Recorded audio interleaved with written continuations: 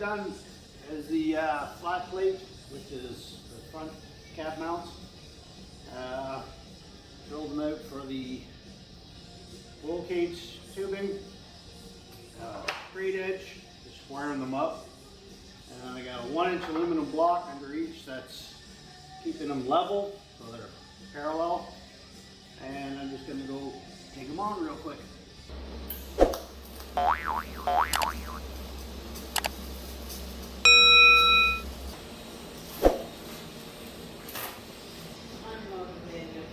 I thought you were going to be helpful.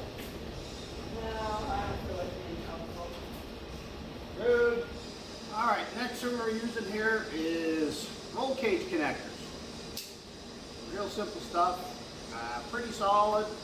I mean, they're not the best thing in the world when it comes to roll cages for strength, but if you want your roll cage to be removable, these are the way to go. Square them up again, same thing as before. There we go. Hey, that's still hot. And I'm just going to tack them in and then get rid of that level. Well, moment of truth here. See if everything I did lines up with anything.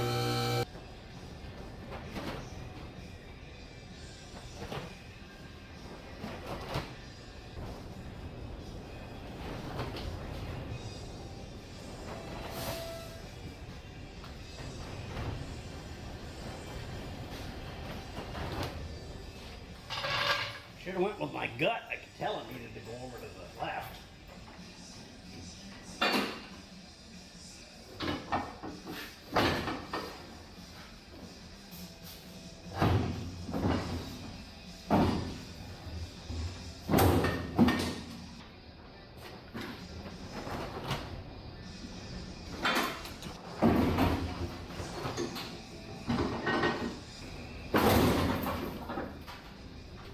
On.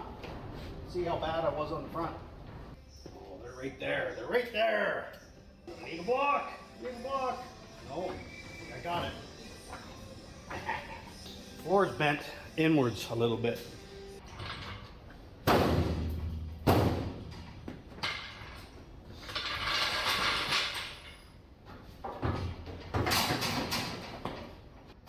Man, that couldn't have went any better. Well, I'm definitely happy with that. It went right in. Just had to bend a little sheet metal. On the floor right here, kind of kicked in like this. Everything was square, everything lined up.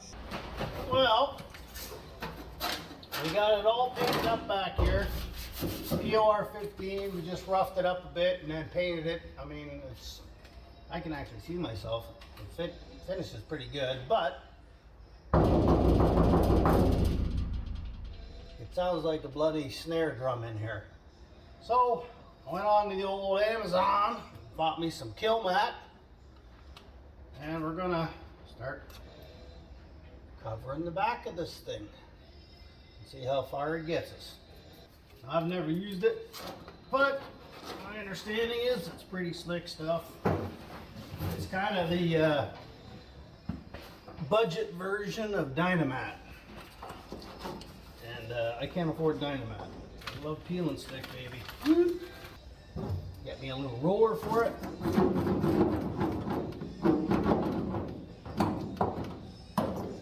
There, once it's rolled, it's pretty much permanent.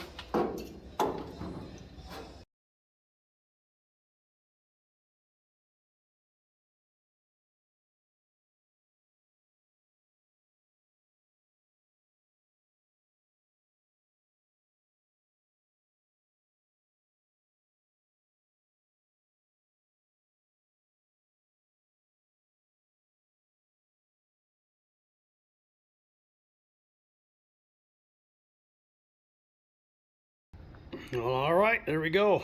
Kilmat's installed. Didn't take too long. It was pretty easy. Peel and stick. Some of those round corners in here were a bit of a pain, but for the most part, it went a lot easier than I thought it was gonna. I tucked it right down in behind here into the rot trap where all the water and crap goes and rusts the windshield frames out on these. There we go. I never drove this thing at all, so I have no idea if it's going to make a difference, but I can tell you, before